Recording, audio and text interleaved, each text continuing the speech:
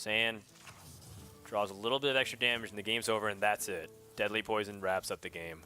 I mean, he would have had to draw like 2 Vile Spines, Argent Squire, Baku, 2 Dire Moles, a Firefly.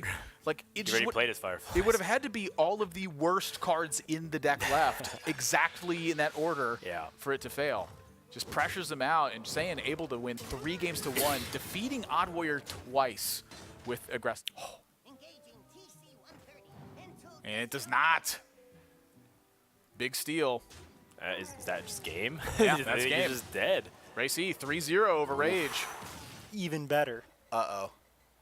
We went from the worst deck draw in the deck to the worst draw in the deck to the best draw in the deck, and he found all the damage he needs to finish off this deck. But that Myra's off the top in the exact turn that he needed. Muzzy had lethal represented on the board, and that's going to be purple closing out this series. And Muzzy, despite being so consistent.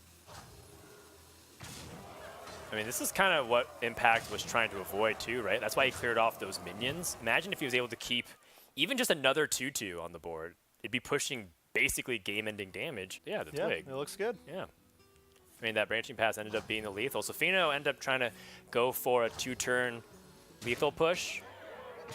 Sort of. I mean, putting your board at 7 is the exactly reliable 2-turn. But that's going to be game number 1. And I like how Impact was able to recognize the macro game.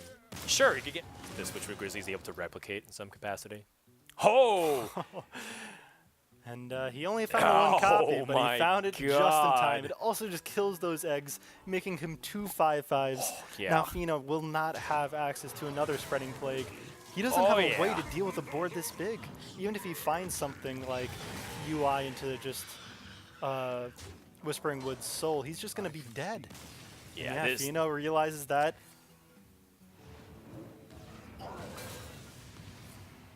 Okay, this works too. All right, turns out there was just more than one lethal. Right. I mean, as long as you had some kind of anti-magic shell play, it would seal the deal. But really nicely navigated, and that's going to be game number 3, going to the Cube Warlock. Even Shaman struggling, but as much as we've seen Even Shaman still gets buffed by a Flame Tongue Totem. Yeah, exactly. Oh my. That's just death. That's 10. Between the Fire Plume and Earthmite, that's just lethal. Yijak winning what historically has been kind of an unfavorable for the Even Shaman just because of how slow and methodical about this is Envoy still could get that Valyria and continue this game. Oh! There it is! Ooh, yeah. Ooh. That's the good stuff. Yeah. I mean, look at how much card draw he's had this game. Yeah, I think there's only like 5-6 cards left in the deck. Felt inevitable to get it. Also, Envoy choosing not to attack before. So yeah, you can. You should be able to get through it now. I was gonna say, while we can't kill off the Scale Heights, we do have other ways of copying them. So they still have the Zola, we still have the Valyria hero power as well. And so even if he couldn't kill off the Scale Height, there's still plenty of stuff to deal with. Specifically, it's the fact that South Sea Deckhand allows him to get through here. And is that lethal? Yeah, I think so. Yeah, one of these is gonna go through. Exactly. Yeah, that's just lethal. Envoy able to pick up just enough to finish it off. What a game, back and forth. I feel like we were casting this series forever. That was just game 1. Yeah, it was just the first game. The thing about that Scalebane is so nuts, especially if it's Wind Fury. Any kind of stat buff here would be massive, or Divine Shield, or something to keep protecting that vicious Scale Hide. Well, we still have the 4/1 dagger as well to kill the Arcane Tyrant. Right, but this Scalebane just adds so much crazy pressure. And Envoy, does he have Innervate? At the same time, though, Bilespine Slayer, I'm trying to think what it's actually going to kill in this deck that's going to be of note. Most likely the Ironwood Golem. Yeah, I think that's going to be the only thing left. And unfortunately for Envoy, that looks like it's going to be his only play next turn. Comboing that with the Wrath. Woo! Oh. And then you can hit for 18. Ooh. Like it. So many Void Rippers this game. I mean, this is the first play that I thought of, the South Sea and Bilespine, but it's worth thinking about if you want to do the Void Ripper play just for max damage this deck again. It's really unfortunate for Envoy, too, because he recognizes how much of a liability Vicious Fledgling is, which is why he Here we go. And Muzzy just thinks the Zilliax play isn't good enough, and he's going to check if it killed the Hench Clan Thug by trying to target it with the candle shot. And as soon as he sees it... Oh, now because he stole 2 minions, Zola might miss. Grumble! Oh, boy. Zola has to come after the Serenite Chain Gang.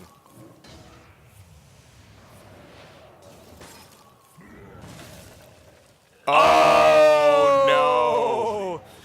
That is a disaster for Swaggy G. Oh, my goodness. That is crazy that happens. I mean, in size, that ended up being the big factor in this one. And so NTR now has to see Swaggy G get a blazing invocation from a minion from Agatha in order to win, and Swaggy G doesn't have building blocks from Zoo. Purple just had no 1 or 2 mana plays. Soul Infusion on. And there it is. Doomguard. But this is just setting up lethal for Monsanto with the Faceless Manipulator. The Faceless Manipulator just it copies it.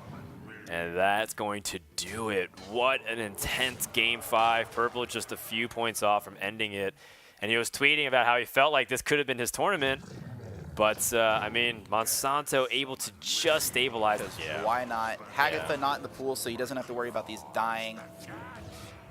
Life Drinker, dealing 6. 2 more Prince Kelset buffs. Just want to point out that I think that Sandbinder's a 6'8". These Prince Kelset buffs are out of control.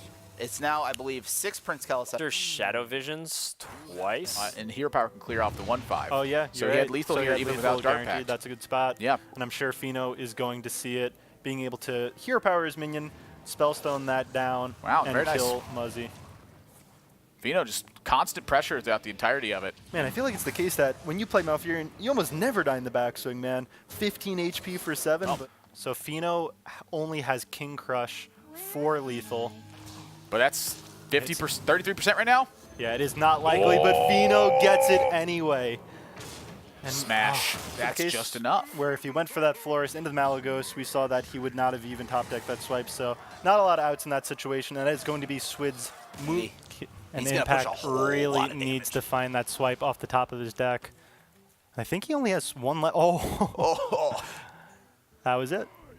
It's that easy. What have I told you He's about saying card names? He's not ready to lose. Names? This is awful. You keep saying names, and then they appear on screen, and you need to use your powers for good, not evil. All right, and just like that, Impact was able to deal with the board. I don't think that is... Oh, no, that's just lethal. Who knew? Just exact lethal. Even that's worse. what I said. We never count. We let the players count. Look at Impact. Big brain. He realized that he set up the situation where if a swipe came down, and say even if Casey went for that Shroom Brewer, was just an incredible feat and something to be proud of for sure. But that is going to be Casey, our first finalist for HCT Santa Ana. I know exactly what you're talking about.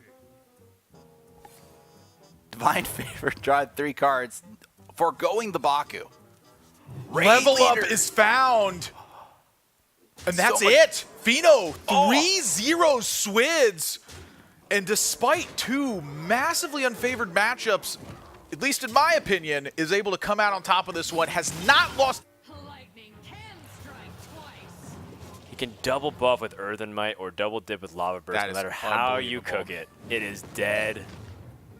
Exact mana for lethal, too. Game 5 coming up. Casey finding a win with Shutterwalk. It looked like that was going to be the weakness here.